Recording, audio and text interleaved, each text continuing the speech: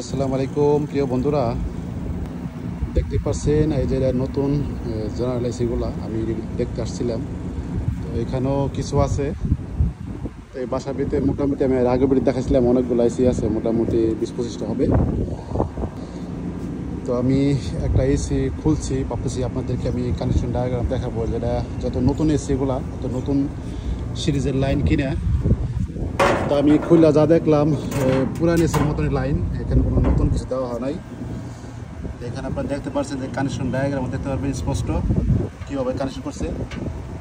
আর যদি আমি আপনাদের এখানে দেখাই দিই যে এসিটা কীভাবে কানেকশন করছে, এখানে 2টা ওয়্যার, এখানে 4টা, তো 6টা ওয়্যার, এই 2টা 6 মিলি তার, এই নিউট্রাল আর ফেস, আর এই যে ব্ল্যাক আর রেড, এটা হলো ইনডোরের জন্য পাওয়ার। আর যে 3 নম্বরে দেখতে পাচ্ছেন এটা হলো কমিউনিকেশন, এন্ড 2টা ওয়্যার জাম্পার দিছে, তার এটা বেশি দিছে, এই কারণেই 2টা একলগে জাম্পার দিছে। এই যে কমিউনিকেশন দেখতে পারবেন। আর এটা হলো ম্যাগনেটিক কন্ডাক্টর, আর কম্প্রেসার এবং কি চালানোর জন্য যে ম্যাগনেটিক কন্ডাক্টর দরকার। আর এটা ওই যে ক্যাপাসিটর ব্যবহার করছে এই যে ফ্যান মোটরের জন্য, আর এই ক্যাপাসিটর হলো কম্প্রেসারকে স্টার্ট করার জন্য। এটাই আর কি, ঠিক আছে, একদম সিম্পল কানেকশন। তো ডায়াগ্রাম সেম এরকমই দেওয়া আছে। তো বন্ধুরা, আমি ভাবছিলাম হয়তো এটা ব্যতিক্রম কিছু কানেকশন হবে, তো এরকম না। তো যে জেনারেল এসি যতগুলো এসি আছে আমি দেখি প্রায় একই কানেকশন। তারপরে একটা জিনিস দেখতে পারবেন যে এই একটা ফিউজ ব্যবহার করছে, ফিউজটা কিন্তু সচরাচর অন্য এসিতে পাইবেন না, এই জেনারেল এসিতে পাওয়া যায়।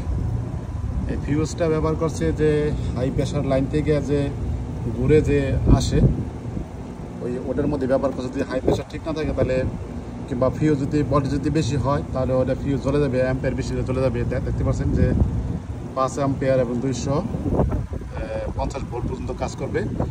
এর বেশি হলে মানে ইনডোর চলতো না, যদি ফিউজ জ্বলে জায়গা তাহলে ইনডোর চলতো না, ঠিক আছে।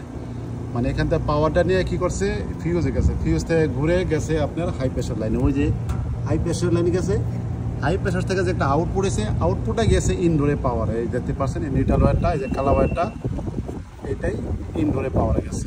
তার মানে বোঝা গেল যে ফিউজ যদি খারাপ থাকে তাহলে আপনি ইনডোর চলবে না। তো বন্ধুরা, ভিডিওটা অবশ্যই শেয়ার করবেন, যারা নতুন যারা আছে তাদের শিখতে সুবিধা হয়, এবং সবাই যেন এয়ার কন্ডিশনের কাজ করতে পারে, কাজ করতে নিজেকে মিস্ত্রি বানাতে আগ্রহী হয়। ধন্যবাদ, সবাই ভালো থাকবেন।